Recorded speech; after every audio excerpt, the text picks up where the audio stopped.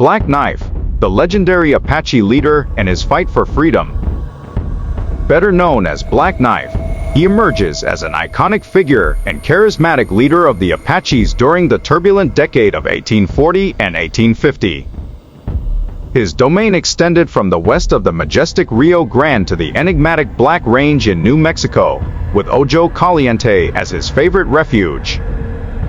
Black Knife, an indomitable warrior, led the call for the union of Apache tribes in a relentless alliance to avenge the death of his loved ones, who had been brutally murdered on July 7, 1846, in Galeana, at the hands of James Kokiri and his sinister band of scalp hunters.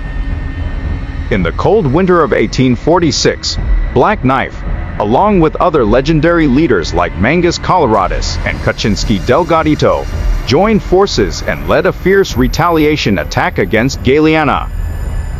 This event marked a turning point in the history of the Chiricahua Apaches, who abandoned their ancestral territories to migrate to the north of Sonora and Chihuahua.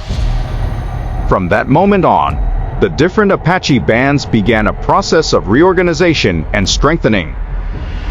However, tragedy would continue to haunt the Apaches, as Indian scouts, serving the American colonel, ended the life of the Apache chief. In tribute to Black Knife, the river that bears his name in New Mexico became a constant reminder of his bravery and legacy. Unfortunately, the struggle of the Apaches did not end with him. Toribio, Black Knife's last son, met his death at the hands of Mexicans, along with Victoria, in the Battle of Three Costellos. Will the history of Black Knife and his people's fight for justice and survival endure over time as a testament to the resistance and indomitable spirit of the Apaches? Many people of Apache descent in Mexico identify as both Mexicans and Apaches and have a strong sense of their cultural heritage and identity.